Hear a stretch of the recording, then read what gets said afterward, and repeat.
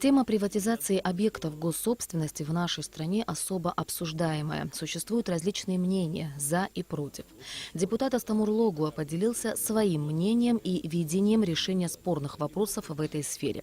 В частности, выразил несогласие с существующей оценочной политикой. Астамур Логуа считает необходимым пересмотреть ставки и поднять существующие коэффициенты стоимости объектов. Также, по мнению политика, оценкой государственного имущества должны заниматься не частные компании, а государство. Я не против приватизации, но за справедливую и по рыночным ценам. Оценкой государственного имущества все-таки должны заниматься государственные структуры. И скажу почему. Потому что в нашей жизни часто так складывается, что за принятое какое-то решение никто в итоге не несет ответственность. Сегодня открыть какую-то оценочную компанию, оценить какой-то объект неправильно, скажем так, а завтра ее закрыть, и никакого спроса в принципе с тебя не будет. А если будет этим заниматься государство, подчеркну опять же, речь идет о государственной собственности, то тогда в таком случае и у населения, и у людей будет сторона, с которой можно спросить, по какой вы причине допустили оценку вот в таком виде. Если на сегодняшний день у граждан Абхазии нет возможности приватизировать объекты по рыночной стоимости, депутат предлагает временно приостановить процесс продажи госсобственности. Если мы сегодня не можем продавать объекты по рыночной стоимости, если благосостояние наших людей еще оставляет желать лучшего, если бизнес еще у нас не настолько крепок, то давайте все оставим так, в арендных отношениях, как это сегодня, и приостановим приватизацию до тех пор, пока мы не увидим, что люди готовы и могут в состоянии заплатить рыночную стоимость за данный объект. В Абхазии много сгоревших и разрушенных объектов. В этом случае Астамур Логуа предлагает дифференцированный подход. Давайте то, что разрушено,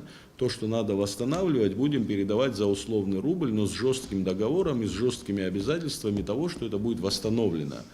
А вот то, что действует, то, что приносит доход, плохой, хороший, в каком состоянии, действующие объекты. Тут другое дело, тут пусть выкупается все по рыночной стоимости, пусть на самом деле за это уплачиваются деньги. На пресс-конференции был поднят вопрос продажи так называемой сталинской дачи на Холодной речке. По мнению Иланы Джопуа, эта сделка незаконна, так как объект включен в перечень историко-культурного наследия Абхазии. Кто занимался оценкой, мы не знаем, но там оценено не только недвижимое имущество, но также и движимое имущество. Там немаленький перечень объектов историко-культурного наследия, как движимых, так и недвижимых. Статья 31 закона об историко-культурном наследии гласит, что объекты историко-культурного наследия не подлежат приватизации. Я считаю, что это была сделка незаконная. Касаясь объектов и земель, которые приватизированы или сданы в аренду, но не функционируют до сих пор, Астамур Логуа сообщил, что в парламенте готовится поправка к закону о приватизации, которая призвана регулировать ответственность инвестора при несоблюдении условий договора вплоть до изъятия объекта у собственника. Правда, в этом случае государство должно будет выплатить компенсацию. Я купил его за 5 рублей, но я обязался за 3 года вложить 25 рублей.